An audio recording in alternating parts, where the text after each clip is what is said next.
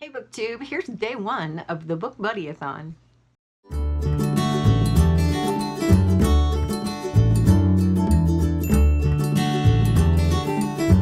I'm Jen and I am talking about this audiobook today.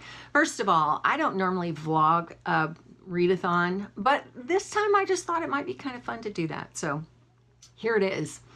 I have been reading That Boy by Jillian Dodd. It's narrated by somebody whose last name is Cordelione, and I can't remember her first name. It might be Angela, or I don't know. I'll put it here on the screen. But it is delightful. It is wonderful. This is my pick for the book that has my buddy's favorite color on the cover. It's pink. And I'm in love with this book. I'm completely in love with this book. The narrator is brilliant at capturing the whole tone of the book, the personality of the main character. And this is the story of a main character whose life is told in her diary entries. And it starts when she's maybe 8 years old, something like that, early elementary school, and then it kind of goes throughout her life. And I'm not sure where we're going to end up. I'm a little over halfway through, and she's 18, ready to go to college. So I think we're going to get her into college and then maybe into her mid-20s and then beyond. So she is just so funny and so fun to read. She's very no nonsense. She's kind of a tomboy. She loves sports.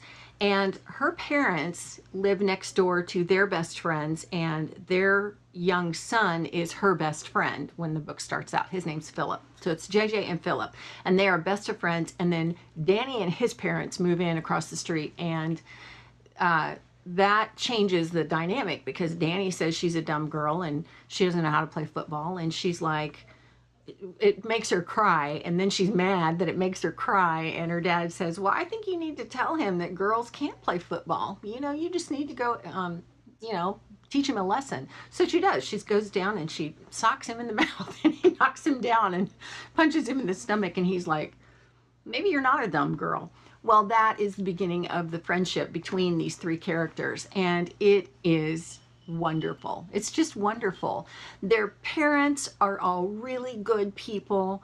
I love the way that that is being translated, and I love the relationship between the three of them, because this girl is not always sure of herself, but she's very confident, and she just is very no nonsense about everything. She's like, well, I don't know about that. Like, there's at one point where she knows she's going to go out with a boy and she doesn't know how to kiss him. And she's like, you got to teach me. I don't know how to do this. You got to tell me how to do this. And so what follows is one of the boys kind of helping her figure that out. And it's just the way it plays out is hysterical. So a lot of laughing in this book. And then halfway through, it knocked me down. Something happens in this book that just kind of knocked me down, really. Made me cry. I was telling my husband, he said, what's going on? And I said, this book, to be honest, it makes me choke up to talk about what happens. And I don't want to spoil anything, but I got to tell you, it takes a lot to make me cry in my life. I mean, I'm the mom that has always had to hold it all together. So, you know, I just don't cry. I just don't. I'm not one of those weepy people that, that cries at anything. I'm not. And man, this book, the enormity of the situation and the way this character deals with what's happening is it just knocked me down. It just made me cry. I couldn't believe it. So that's That Boy. Now I'm going to have to read the whole series. There's That Boy, and then there's That Wedding, and then there's That Baby, I think. I don't know, but so far I love this author. I love this book, and I can tell you right now, if it makes me cry, it's going to end up being a 5-star book. So that's me. You know, it's romance a little bit. It's a lot of a slice of life, and yeah, it's just characters that I'm completely in love with. Michaela has picked up My Lady Jane, and she says that's going to be really good. So that's what I'll pick up next. That's by Cynthia Hand, Brodi, Ashton, and Jodi Meadows. It's narrated by Katharine, who is a big deal kind of a voice actor. I mean, when she narrates things, it's very big. So I'm looking forward to that. She said it's funny. It's very lighthearted. It's YA. It's all about Jane, who I think for maybe a day or a couple of days or a week or something became the Queen of England. And then, and this is like a retelling kind of spin on that. So I'm looking forward to that one. I'll probably pick that one up next.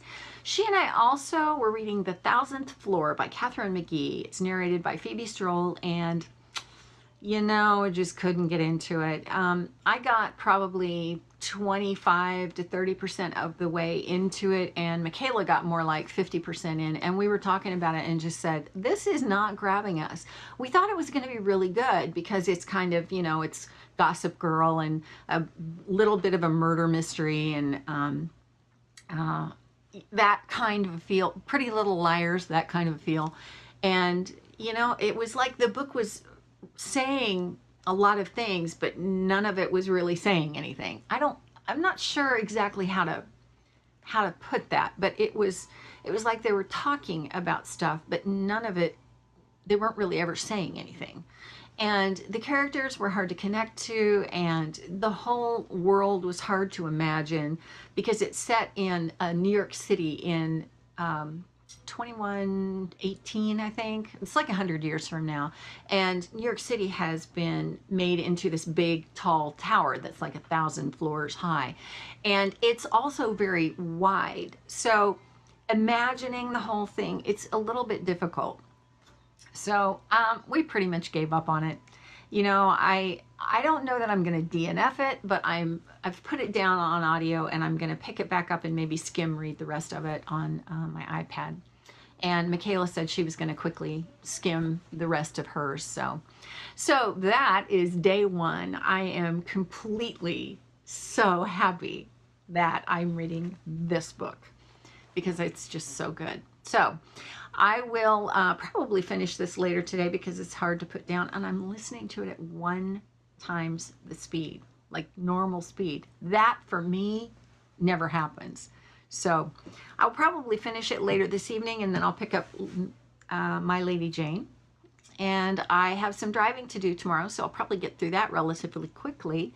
And so I will talk to you about that then. If you've read That Boy, let me know what you thought of it. And let me know if you found it as delightful as I'm finding it. I would love to hear your thoughts. So that's it for now. I will see you tomorrow. And thanks for watching.